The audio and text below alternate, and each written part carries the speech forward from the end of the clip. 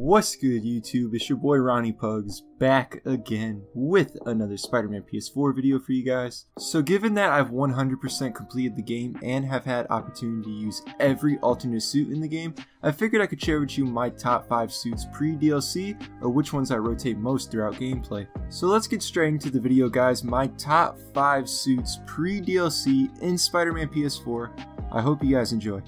Starting the list off at number 5, we have an all-time classic in the original Scarlet Spider suit. This costume was a part of my top 10 wishlist for the game, and despite being a bigger fan of Ben Reilly's sensational Spider-Man design, this is one of my favorite alternate Spider-Man costumes. The thing I really like about this design is how simple it is and the homemade aesthetic that this suit brings. Spider-Man is the most relatable superhero for a number of reasons, and when I look at this suit, I think of the relatability of the character. This is something that anyone could make opposed to costumes like Iron Man's armor, and overall it's just a really solid looking design. An interesting detail that Insomniac added that I think improves this costume over its comic version or what we've seen in past Spider-Man games is the added depth to the red base layer. This looks like a film version of the Scarlet Spider, and I especially like the way the eyes give off this almost plastic-like reflection to them. This is a great adaptation to one of my favorite Spider-Man designs, and with that we wrap up number 5 on the list. Coming in at number 4, and one of the 2 movie costumes that'll make this list, we have the Iron Spider from Avengers Infinity War, now on DVD and Blu-ray. I wasn't the biggest fan of this design when it was first revealed in Spider-Man Homecoming. I much preferred the comic version, but after watching Infinity War and having some time to compare each version of the suit, this became the superior design to me. The thing about this version of the suit compared to the comics is that this Iron Spider still gives Peter the identity of Spider-Man, while the comic version takes on a more Iron Man approach. If you remove the armor and replace the material with cloth on this suit, it could easily pass as a standard Spider-Man design, even looking like an alternate version of the sensational Spider-Man. This became one of my most used costumes due to the fact that it just looks so good in the game, arguably beating the way it looks in the film. I still remember putting this on for the first time during sunset and being blown away at how nice the color scheme looks during this time of day. The mixture of gold,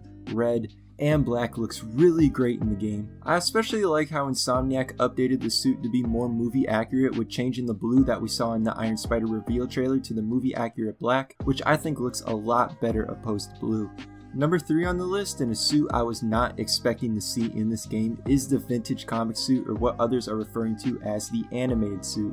This is probably the most aesthetically pleasing costume in the game. It looks great during any setting, and I especially love the way it looks during night. I like using this because it's just so out of place compared to the rest of the game. You can make up a headcanon saying something like, this Spider-Man is from another dimension and he landed in Insomniac's universe, which actually wouldn't be too far out of place thanks to the upcoming Spider-Geddon. My only complaint is that this costume is labeled as a vintage comic suit, but it's really just an animated version of Insomniac's classic suit. I would have much rather had this with a Steve Ditko or John Romita Sr. design. It's a great suit, don't get me wrong, but I can't make it higher on the list just because it's an animated version of Insomniac's classic suit and not a true comic suit. Up next at number 2, in a suit I was not expecting at all, is the anti-ock suit. Prior to the game, I didn't look at the leaked suits because I wanted to be surprised at what I could eventually unlock in the game, and I'm sure glad I didn't look even when I was most tempted. As corny as it might sound, my eyes were watering the first time I saw this costume. I was not expecting Peter to make this. I thought he was just going to work on a new type of gadget during this cutscene, but man, I was hyped the first time I saw the suit.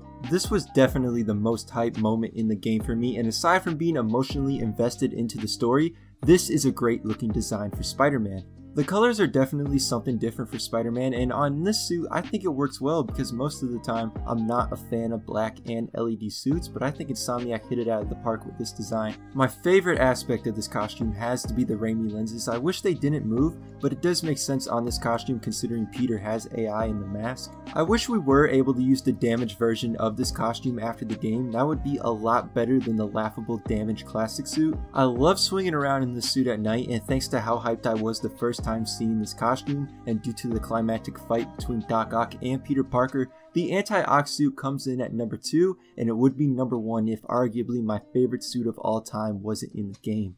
And at number 1, we have the homemade suit from Spider-Man Homecoming, arguably my favorite suit of all time, and one I'm glad that's in the game. I didn't use alternate costumes throughout the main story, but after beating the game and collecting all the backpacks in the city, this was the one I used mostly throughout the remainder of the game, and it's my most used suit post 100%. Once again, we look back at the same point I made with the Scarlet Spider suit. I like this costume because it embodies the relatability of the character, and it's something anyone could make. It's basically your standard Spider-Man design with the homemade twist that I think a lot of proto suits lack, especially the Vigilante from the Amazing Spider-Man. Everything about this design is great to me, however I do wish we were able to toggle the hoodie on and off in the game, and I wish the goggles were expressive like they should be. It makes no sense why we can emote them in photo mode but we can't during gameplay. But regardless, my favorite suit to use in Spider-Man PS4 is the homemade suit from Spider-Man Homecoming. It embodies everything the character is about, and overall it's a great design.